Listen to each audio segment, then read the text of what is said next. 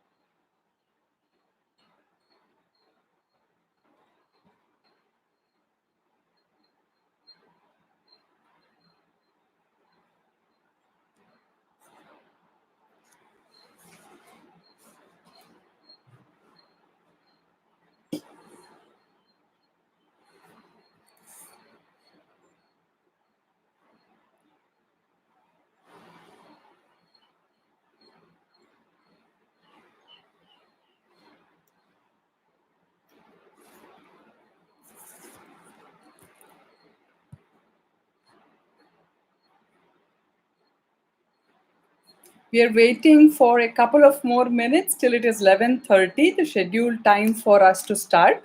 So kindly bear with me. Thank you for being on time.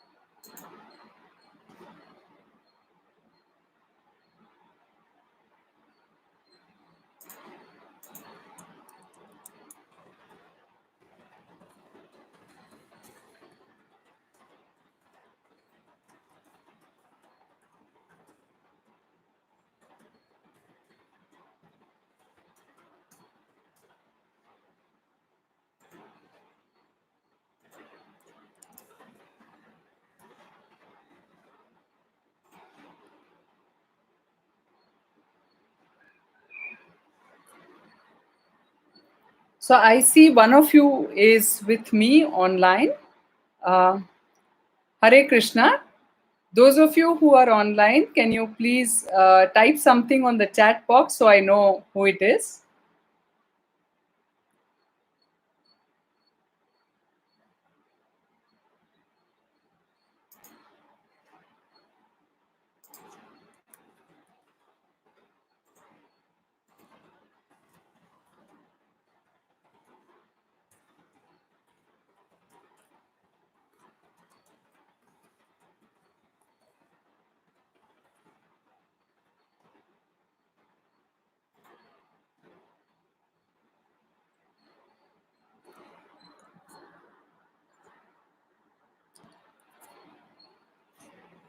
Hare Krishna, Manjushri. Hare Krishna, Dr. Rupa. Thank you so much for being on time and also being regular. And Manjushri, I am so happy that you could make it because I know, what you are going through currently at your place with all this Amphan cyclone. So I'm glad still you are here and you can make it.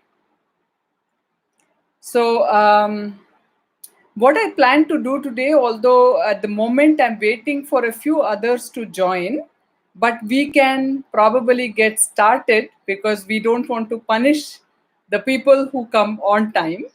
And as I said, sometimes fewer of us, the better for a much deeper conversation. So I really don't mind. So let's get started. Today, what I thought is I would share my thoughts about a question that actually Manjushri had asked a couple of sessions ago, and we could not come to answering that. Somehow I missed out on that.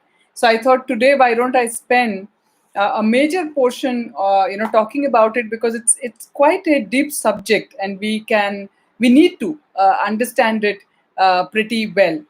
So what she asked was, we all have heard this saying, people keep saying, जो भी होता है अच्छे के लिए होता है.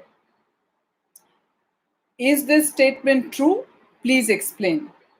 Whatever happens, happens for good. Is this true? Please explain. So it's a wonderful question, Manjushri. It seems like a simple one, but we can go very deep with some of these very simple sounding statements that have lived a life that is pretty long. So there are immediately my reaction to this is one of those statements, which I feel is slightly twisted from what it should be. Whatever happens is right is one thing, but good is another thing. Whatever happens is right is very true, and I will try to actually place a few arguments in favor of that. And in the end, I would also place an argument as to how we can consider whatever happens, happens for good as well. Now, especially when we are facing situations with COVID-19, with now Amphan cyclone, few weeks back, we saw Vijayawada gas leak, and so many people are going through so much of suffering, and sometimes you wonder how can it all be good, right? But these are the times, when we really have to understand some basic stuff, and this is a wonderful question to get into some simple yet very, very powerful facts that we need to base our understanding on. So let us first of all understand the big picture a bit more. Who are we? Why are we here? Happen? Why is there so much of suffering? What should we do? I'm sure at some point or the other, we all get these kind of questions and look for answers which somebody can provide, which could be really convincing us deep down. So here are a few things I would like to share with you that hopefully gives you the clarity that it gave me. Number one, let us understand that we are not beings that exist by chance because of some blast that happened at some point somewhere, and some material stuff that somehow existed from before, for which nobody has an answer, got mixed up and life got created and stuff like that makes no sense whatever way you look at it, right? So let us be clear about it, that there is a creator, and the whole existence is a very intelligent creation of a creator. So there is a creator, and the plane in which the creator exists and has created the plane for the existence of the rest is called, in simple terms, as the spiritual plane. Now let us break down this word spiritual. Spiritual basically means that is natural to the spirit soul. Different bodies, like different clothing, for a different purpose. So when we go to sleep, we wear a night gown or a night dress. And when we get up and go for work, we wear a particular kind of, based on what we are intending to do, we acquire a particular kind of dress, and that's all this particular bodily existence is. Otherwise, we are that spirit soul that is wearing this body, that is within this body, that is the pure consciousness that is utilizing this body, this mind, and everything that is to it. So we are spiritual plane. And then could be a network problem, because otherwise I can't think of anything. In fact, last time also this was a bit of a problem. Unfortunately, I tried to speak a little slow last time. I'm going to get a better network connection soon. That should help in this process. Till then, please bear with me. So, yes, Manjushri, because I think at all of our ends, because there is too much of internet being used by too many people suddenly, and the for anybody. So I'm just typing it in.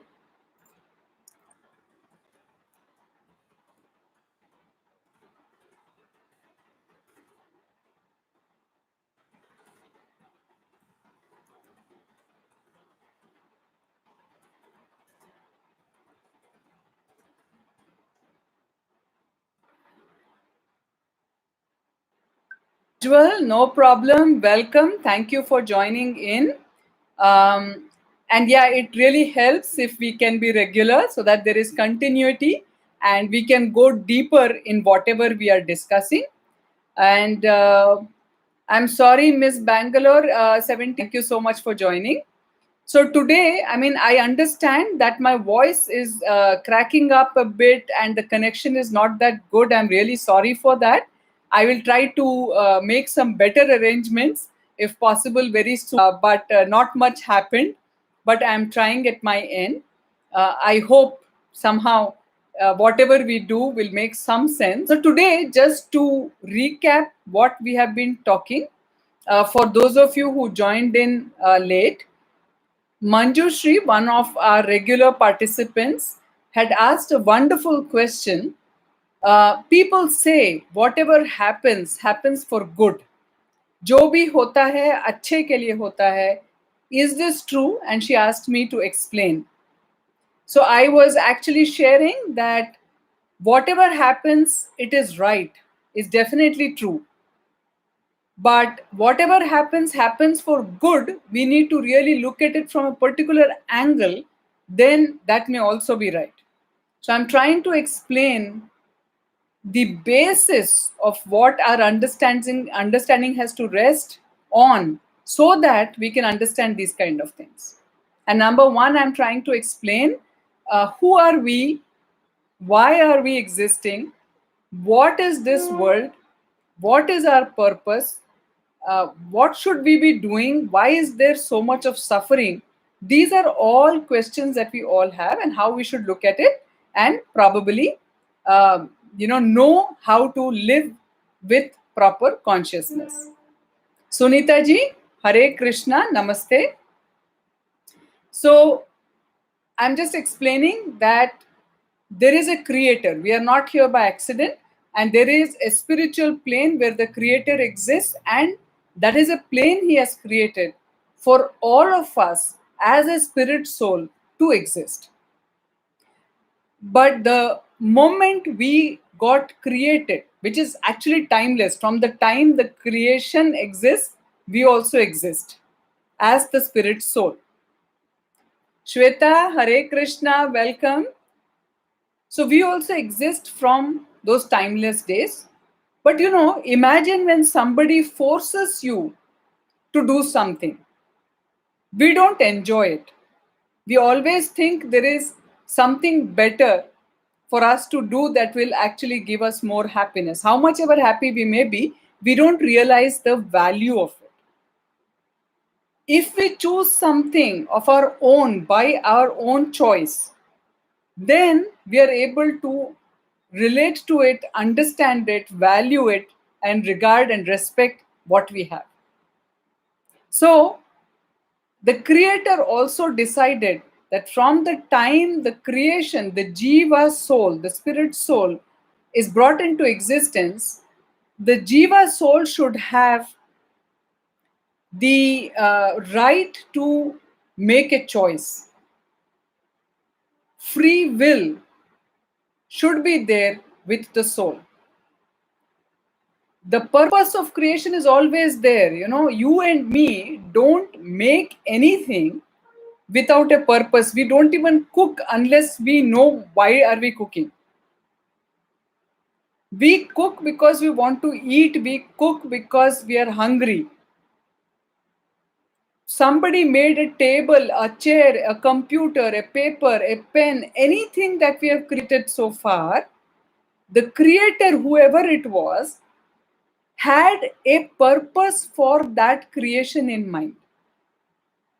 It is the same with us. Our creator has created us for his enjoyment and service. That's it. We may find it absurd when we hear it the very first time, but believe me, friends, the deeper you go into this, that is the fact, and you have to realize that. Serving our creator is our sole purpose as a created being. We are the enjoyed, he is the enjoyer. That is the fact. Only when we exist in the way we are meant to exist, we are in our best form. We feel the happiest because there is no conflict. Anything else that we try to do is in conflict with our purpose of creation. However, to give us the free will to make a choice to serve so that we are happy from the very beginning, the Creator gave us a choice and He created us in what is called as the marginal plane. So all these planes that we are talking about, the spiritual plane, marginal plane, and then the material plane where we are, all these are like different energies of the creator. So the internal energy is the spiritual plane, the marginal energy is the marginal plane, and the external energy is what is creating the material plane. I know it's a bit technical, but please try to understand, because with this understanding being right, a lot of things, good, bad, ugly, will start making a lot of sense to us. So when we were created and the first time our consciousness came into being, we had a choice to either go to the spiritual plane and serve our creator as we were meant to do, or do anything that we wish to do, and to do anything else that we wish to do, which basically means that we also wanted to enjoy ourselves. Then there was this plane available for us as a material plane where we had the choice to come. And this material plane is not interfered with by the creator at all, actually, other than the fact that he has created a law by which this universe, this material world works. He has given the rights and power and duties to his different ministers to manage this. Brahma for creation, to the Maya Devi, to all these people who exist. But to work within that law of the universe. Law is very simple. Whatever you sow, so you reap. Simple.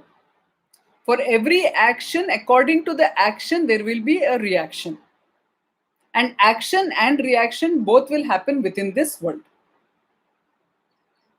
So once we came here, we started doing different things, which is the action. And for that action, reaction was caused And for both, facing the good reaction, bad reaction, whatever we asked for based on what we did initially, we continue existing, and that is the cycle of birth and death that we get entangled with. We do good, we have to be here to take good. We do bad, we have to be here to take bad. Now, when I say good, bad, and we have to be here, we all have heard of, heaven, hell. So-called heaven exists within the material plane. It's not spiritual. Vaikuntha, Goloka is different stuff. Heaven is only a place with better luxury. But that is like you are depositing some money in your account, and when you have good amount there and a good amount of good deeds you have done, for some time you will go into that plane where everything is really, really nice and comfortable and a lot of luxury. You will enjoy. But then the day your bank balance comes to zero, to earn your points again, you have to come back to this plane where again the whole cycle of action and reaction begins. Now, what do we do therefore? Only way is when you actually, because of whatever is happening around us, the good, bad, not at all good, the suffering, at some point there is an awakening. There is this thought that dives deep as to, like, really, why is this happening?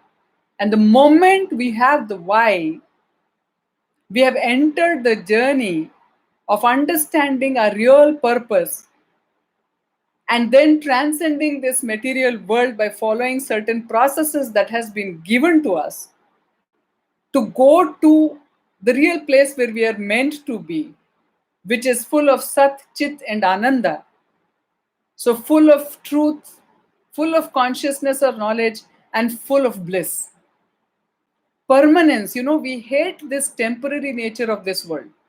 For a moment we are happy, we're already worried, this will also not last. Everything is only for a little while.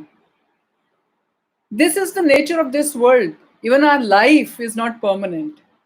But we are seekers of permanency because that is our natural state. We are meant to be in a place where there is permanence. Spiritual plane is one such plane where there is no temporary nature of anything. There is life exists forever. There is no birth, there is no death. There is clarity of purpose, clarity of mind, clarity in service, absolute blissful state, no conflict, no stress, no pressure, no depression, no frustration. Everybody is busy being happy in what they're meant to be doing. And ultimately, by following the process that we have been given, there is a way to transcend our mode of ignorance to the mode of passion, passionately being involved in whatever we do, to the mode about karma, vikarma, akarma, go to the stage of akarma by just devoting ourselves and sacrificing ourselves in the service of the Lord while even we are here. And the day we are able to do that, and slowly by following that process, there is absolute cleansing of our system. We get rid of our karmic cycle, and ultimately we move to the spiritual cycle. So with all this, what am I actually trying to say, and how is all this connected with Manjushri's question?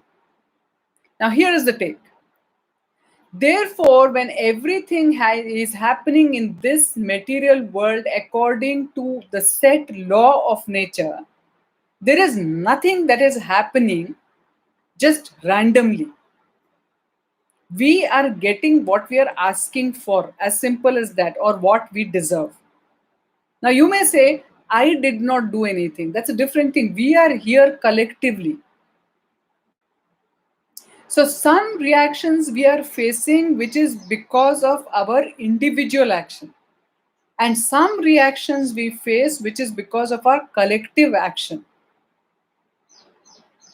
Just because I follow the rules of traffic It is no guarantee that I will not face the traffic jams or I'll not get into an accident. After all, I live with other people around that, forms this community, this society, this world. That's what it is. So we are facing the reaction of what is done individually or collectively. And therefore saying, I will be good, but I don't care what others are doing, is not really the best policy as you can imagine. So, in that sense, everything is happening according to the law, and therefore, whatever happens is right. There is no coincidence in anything, there is no accident. Everything has a reason, right? So, this is one part of it. The other side, if I have to justify for a minute that everything happens for good, the only way I can look at it is, you can say, when people are dying and they're suffering, how can you say that's good? Unless these kind of things happen around us, we don't wake up to the reality. If everything would go our way, I don't know whether there will be humility, there will be goodness around. We'll be all like proud demons or something. So sometimes we have the best learning when we go through the worst of the times, either personally or we are witnessing those things around us. That helps us really wake up and dive deep into these kind of questions. Otherwise, we don't. We're just busy doing things that don't make any sense actually in the long run. But we are all busy. But when these kind of things happen, now look at what corona, a small, little, lifeless organism, is doing to us and to our surrounding. Pathetic. Till now, in so many months, our medical experts have not, even our scientists are still figuring out actually what the hell is this. Forget about finding a cure, forget about finding a vaccination and all that. That's far off. We still don't know where did this come from, how does this behave, how does this manifest in somebody. Certain kind of people are showing certain symptoms, some people are asymptomatic, some people are getting cured, some people are not getting cured, they're dying, they're losing their lives in all different age groups. Why? We're still trying to figure out why. But finding out and just finding the treatment to the symptom may not be the best thing to do. Let us look deeper as to why we have asked for this and how can we, help others also reduce their suffering. And how can we all go from here to a plane where such sufferings don't exist, where our consciousness is much better, where we know what we are doing. Even now, while we are in a place that's heavily polluted, contaminated, even if I think I want to be very pure, in no time, with one WhatsApp video, one phone call, one visitor, one friend, one somebody that I meet, it's so easy for my mind, the purity of my mind, to get contaminated and for me to drift away from the position I want to be in. But not to lose hope, in spite of all this, if we make sincere effort, there is a way for us to get out of this action reaction story. Not only ourselves, but also help others around us. There is no better charity that we can do, trust me. Feeding, you can feed somebody today and their hunger you can remove, but you are not solving their ultimate problem. They're going through what they're going through for a much deeper reason. Their hunger is just a symptom. So the best charity you can do is, first of all, if we can become awakened, conscious beings, we are fortunate that we are learned people, we have the intelligence, we have the facility of understanding, we are able to use our faculty. We have the right questions, coming. So ultimately, after so many lifetimes of going through whatever we have gone through, I think it's our time to be awakened. If we can become a little more conscious beings, correct our own actions, and then go out and help others to really get their actions right, that would be the best thing we can do for this humanity. Not to say not to feed anybody, not to clothe anybody. That is also a service, that is an immediate requirement.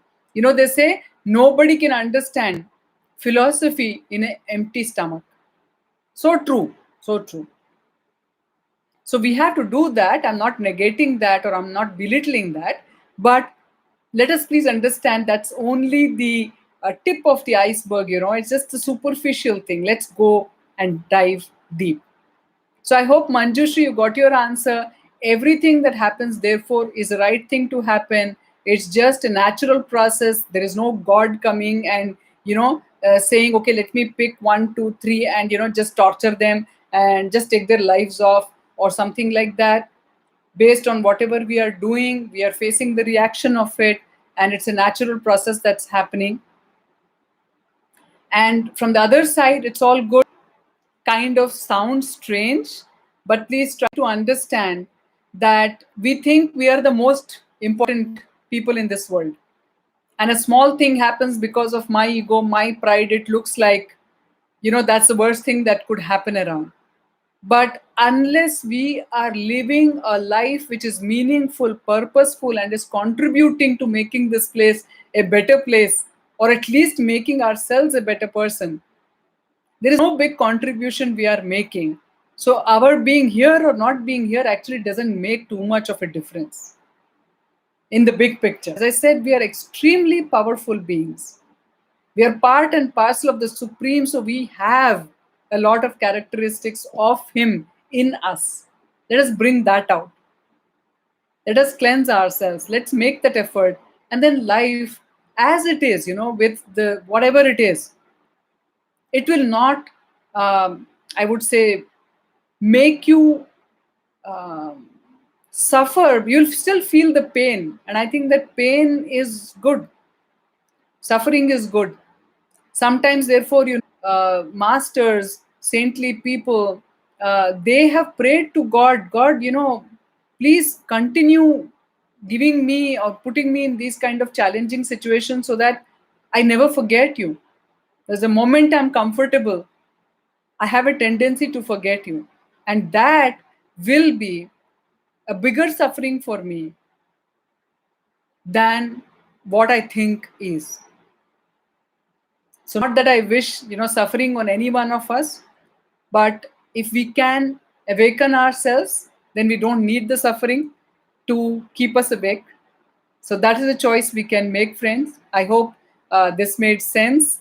And thank you, Manjushri. I'm glad you like it. Thank you, Ashaji, for joining in. Namaste, Hare Krishna. So, friends, as usual, I'm open now for questions, and I see Dr. Rupa has already posted a question. And also Prajwal has made a comment. So let me just go through and let us discuss that. And if anybody else has questions, please type that out in the chat box, and we will use the rest of the time till 12:30 addressing those questions as much as possible. So Prajwal says, so true, the moment I'm happy, anxiety follows that it will end. Isn't it so true for all of us? Because somewhere we realize nothing is permanent. If we laugh too much, we'll cry soon. If bad times are there, this too will go away. But why so much of, it's like instead of being a still lake, which we all wish to be, we want to be so peaceful.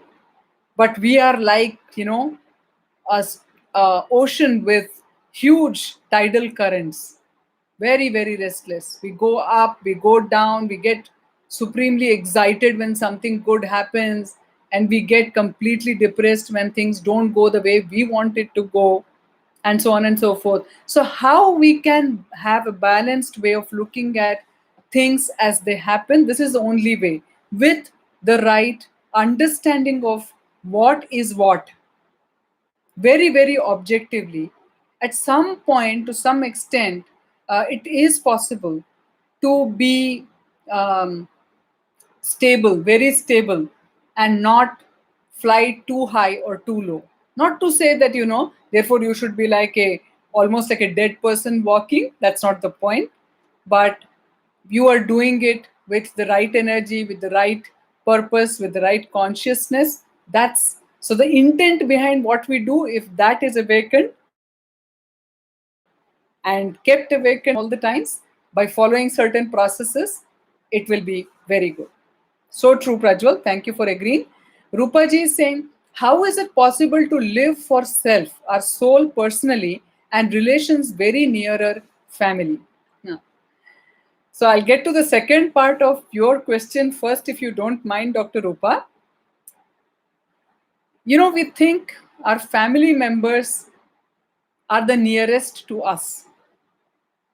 But that is an understanding we will have only if you consider yourself to be this body.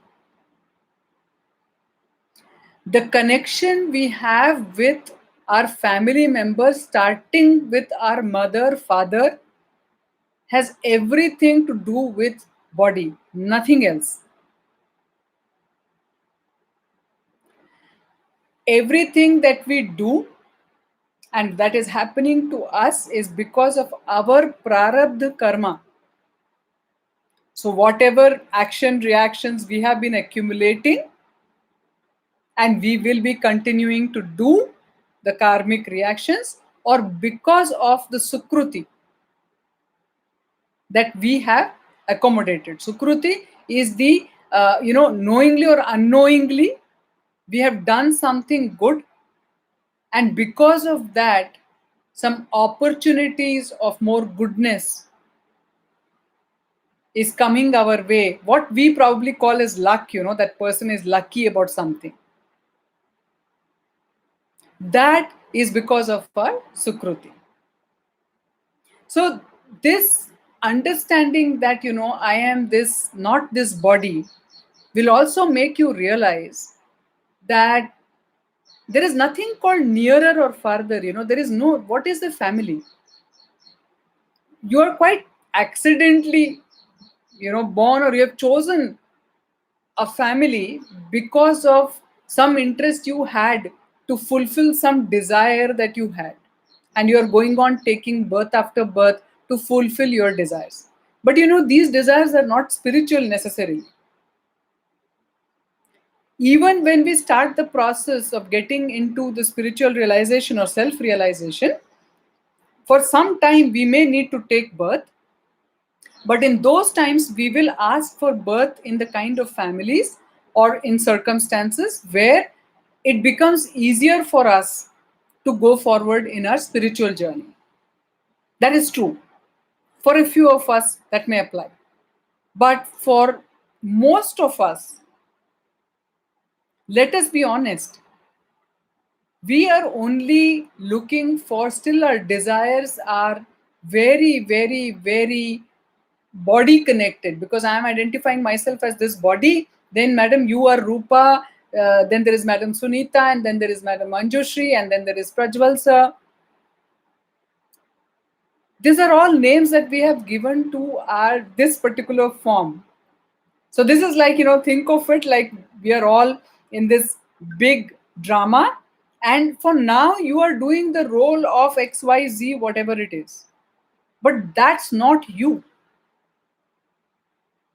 If the moment we realize is not this body, is not this mind, is not, what I think I'm being told I am and all that, but the one who is witnessing all this is the real me.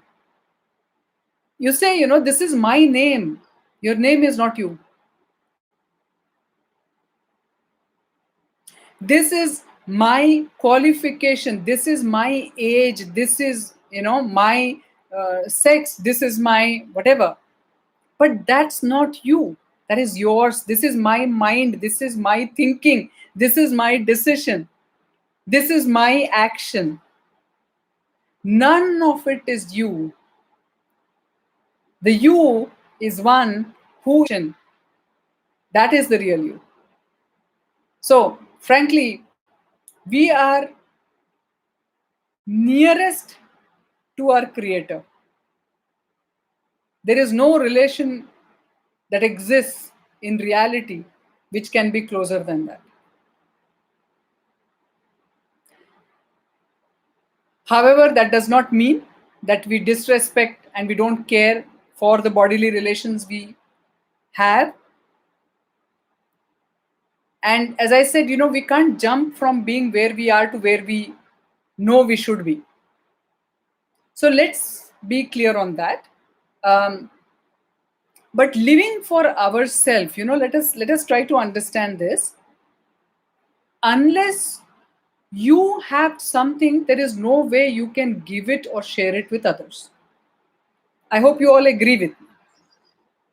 So if I am not content, if not I am not happy, if I am not peaceful, there is no way I can share that with anybody else, including the nearest and dearest ones or the most loved ones in my life. My intent may be there genuinely. I may want to, but I may be unable to, because how? I have something, a box from which I want to take and give, but if my box is empty and I myself am looking for some love there, like I'm a hungry person, I'm looking for some food. I'm hungry, I'm going to die. I'm not able to breathe, I need some oxygen. First, I need to have the oxygen. I need to breathe. Then I can see how I can help somebody else. I need to have that food to first survive. Then I can help many others survive. So I would say the best way, Dr. Rupa, from what I believe and the life that I have been trying to lead at my end, is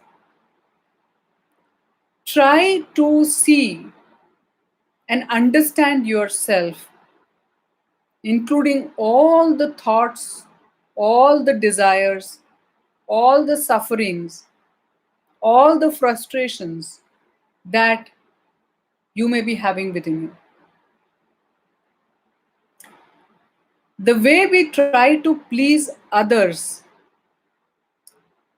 that's our natural instinct sometimes, especially as a woman, I think, but maybe applicable to everybody to some extent. Because you know where that comes from? Remember I said we are meant to serve our creator. So service is natural to us. And when the person who accepts our service is happy with our service, there is no joy better than that. So in the same mood, the difference is, instead of serving the one we are meant to serve, through whom we can get that kind of happiness, we are trying to serve our boss, we are trying to serve our husband, we are trying to serve our wives, we are trying to serve our children, we are trying to serve a mother, father, mother-in-law, father-in-law. But what we need to understand is your state of being, where they can reciprocate like a transparent, wall or a mirror for what you're doing. It gets contaminated with their own filters because of their own karmas, because of what they are going through. And therefore, when you don't receive what you're looking for, you get frustrated. And you keep wondering, what else should I do? The point is, it's not about what else should you do here. The point is in understanding whatever you do here, it is not going to make you feel, your soul feel completely satisfied, because first and foremost, you are in the wrong place, serving the wrong people, probably in not the best possible way. So, first and foremost, if we can become conscious, we can become aware, we can start cleansing ourselves inside out and get away from all these feelings and do our duty almost in the, I would say, mood of a person doing a karma. So, what I mean by that, do your duty. We all should do our duty, but don't do it for that person or this person. Do it because the Creator has given the opportunity for you to serve these people who happen to be around you in the form of your children, in the form of your parents, in the form of your in laws, or in the form of your spouse. Just do it as a duty towards your Creator. So when you cook in a mood, cook for the Creator, Him in mind. Offer it first to Him.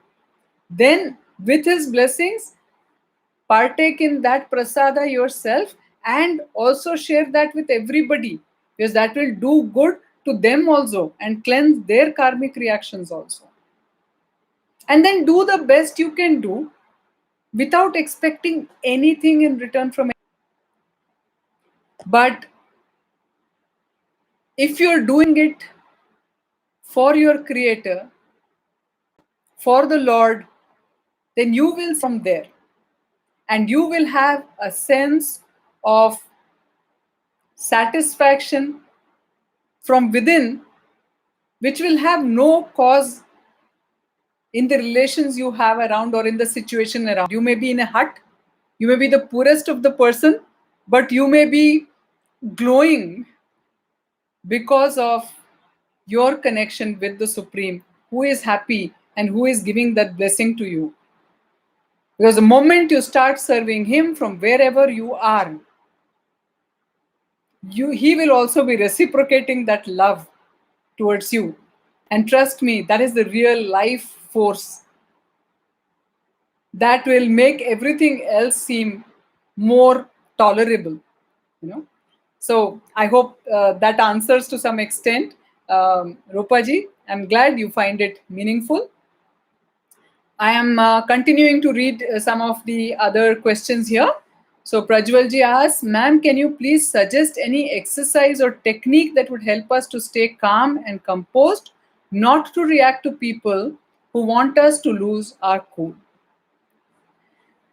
Yeah. Uh, okay, so what I would do for this, I mean, the easiest technique I know of is to really concentrate on our breathing and take some deep, long breaths by closing your eyes and shutting yourself down from everything. And then slowly, as we get to this exercise, we have to actually learn some processes. You know, even in neuroscience, we learn this, how to become aware of what's happening within us, how to start labeling it, and then how to have the ability to manage what's happening within us. So, for example, in the same dialogue, Prajwalji, I would say the moment you are able to reword this thing that's coming from within you, others want you to lose your cool. Take that out. There is some situation, you know, forget others. Sometimes in the middle of the night, a dog starts barking or worse, crying, and it's not yours. You are irritated, frustrated, you want to find that dog and go and, you know, put something in its mouth or whatever. But do you think the dog is doing to just disturb you? Dog is doing whatever it's doing for its own reasons. It all depends on how you look at it. The moment you are able to accept the dog is not doing anything to you, dog is doing what it's doing to itself. If you can only pray that whenever people behave wrong seemingly, show their anger, frustration, and therefore seems like they're causing that to you, I would say just close your eyes, genuinely pray for them from the Supreme Lord to bless them with some peace, some happiness, because they are only, kind of giving out what they're feeling inside of them. They don't need a reaction of the same kind. So if you can become that person who is not scared and running away from a patient because he is a patient, but recognizes that he is a patient and needs me as a doctor, if I can be a doctor. So it all, comes back to having the right awareness and being in the right consciousness as much as possible. It needs a lot of practice. So what I would do possibly is I'll try to record a small video of a few exercises or techniques that I follow, which has many benefits, including calming us down and feeling a little bit more of having control over ourselves, our emotions, our energy. So I'll try to do that and share with you. But basically, if you can sit straight and take long breaths and just focus on the breath coming in, and with every breath you are taking in, think of the positive energy that you are getting into yourself, and every time you exhale from within your body, think of the anger, the frustration, and all those negative emotions and energy being removed from your system. If you can do this for even 10 times when you feel you are on the verge of losing it, it calms you down and helps you. Try this and let me know techniques that I know, both because of my neuroscience training and because of the spiritual training. I'm now reading Miss Bangalore's question. I'm so sorry. Miss Bangalore, is that Aarti you said? What's your name?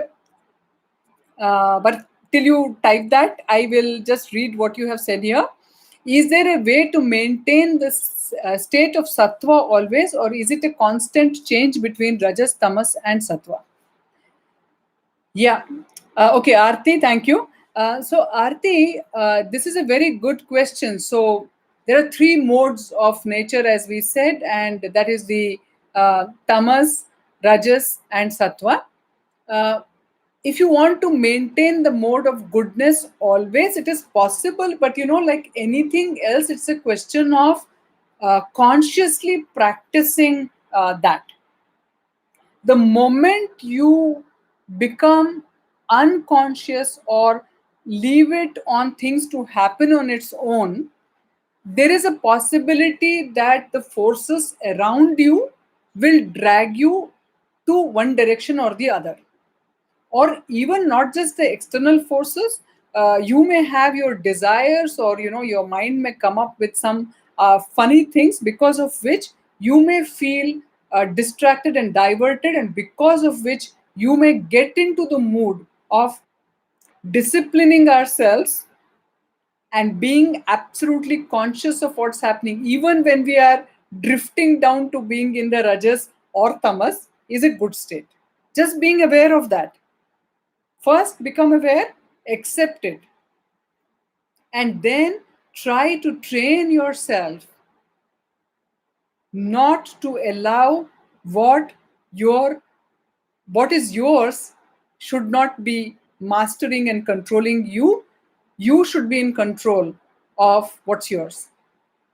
But it's not as easy as I'm making it sound, Aarti. It's difficult, but if we consistently try, and if we are in the right kind of association, even to Prajwal, I would say, sometimes if you're in the wrong environment, it's not easy to go against the current, and be always good and sadhu like and all that. It's not practical, it's not true.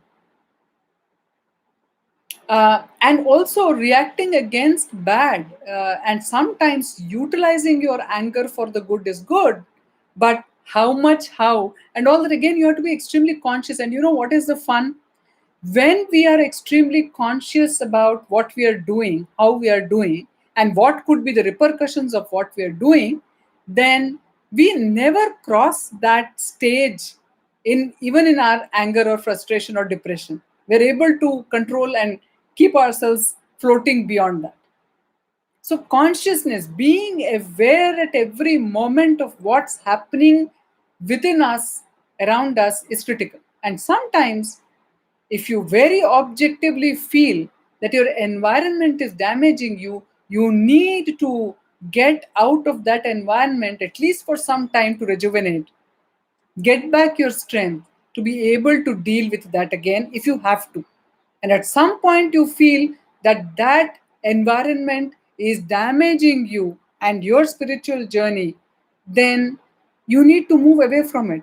Sometimes we have to make some hard decisions, but for the ultimate good of yourself and others. Because remember, when there is a conflict happening, uh, the damage cannot be only for one side. If we are not happy in a relationship, the other person cannot be happy also. So, for greater good, sometimes it's better to move apart. But I'm not recommending that to be done just at the drop of a hat or something. But again, make a very conscious decision of these kind of things so that you will never regret what you do. Take your time and do that. And whenever we feel we need some support system, the right kind of satsanga, the association that can help us, reach out, take that help, take advantage. Individuals, we alone, it is difficult for us to face what we face and always find the strength from within. Not easy to find. Having some right kind of like-minded association really, really, really helps. So you can call it self-help groups, to friends, to whatever name you may want to call it. But that satsanga, you have to find the right kind of satsanga to help you go past these situations.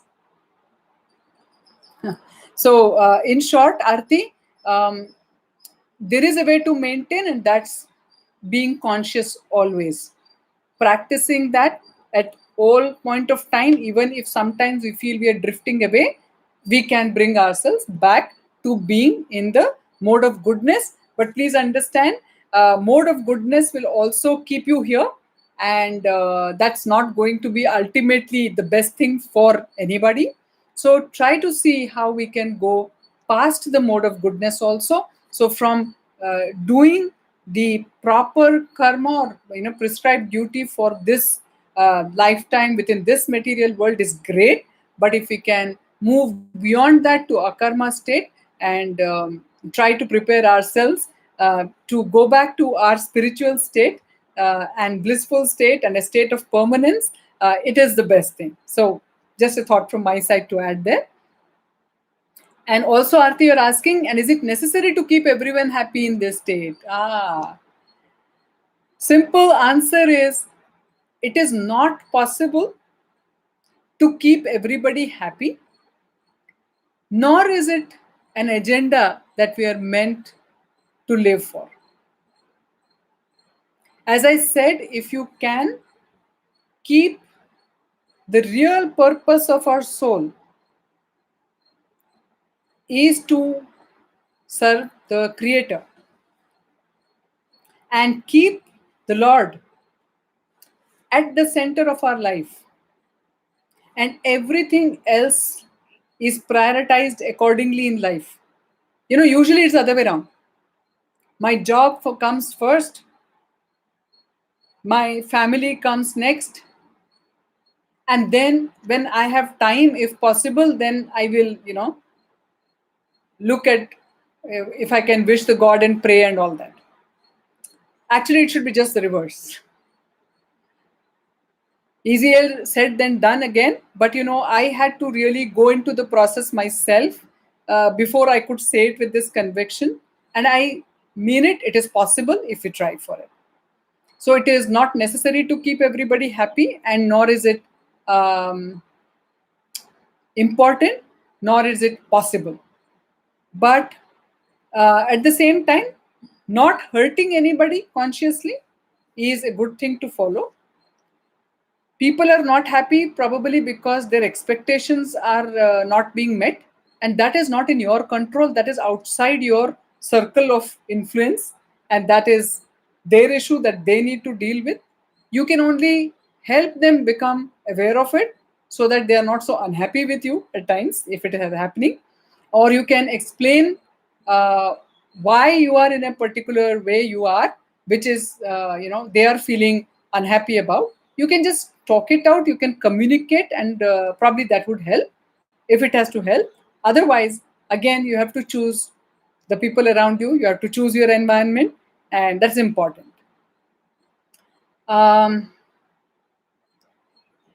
Pranayams are all of them soothing to us to a maximum extent. I have myself experienced, Rupaji, that's true. Pranayam is absolutely amazing. There are different kinds of pranayam, but for different reasons also. But some of the basic kind of pranayam, I would try to use that in my video. In fact, if Rupaji, you want to do that, I welcome you to also do that and share it in the WhatsApp group. It will be very helpful to everybody. Whoever, if some of you have some techniques that have been helping you and it can help others in this group based on the questions that we are asking and discussing, please feel free to share what you have, and with me personally, and then if I approve of it, allow me to post it in the group. So that would be great. And this is the last one. I know we have already surpassed 12:30. So Manjushri, I'll take your last point. Sometimes gentle and kind people taken granted how to deal with them. Yeah. So basically, you need to know who you are first. Then it's easy for us to always remain the way we are. When we try to wear a mask according to the situation or the public we are facing, the mask will fall off at one point or the other, and it starts feeling heavy to us as well, because that's not really us. So ask yourself, is that the real you? And if people are taking advantage of that, you have to use your intelligence not to allow them to take advantage. Still be kind, still be gentle, but how not to become somebody who is considered, not good but foolish. There's a very subtle line, and I totally understand what you are saying. I have myself experienced it many times, and it's again, become conscious of it. Who are the people who are misusing that? Create that awareness in yourself, create that in them, and still doesn't help. Choose your association. Choose your association. Yeah. So that is it for now, friends. Thank you so much for making it such an interesting discussion. I will look forward to having all of you next week, same time. Till then, take care of yourselves, and that's it. Hare Krishna.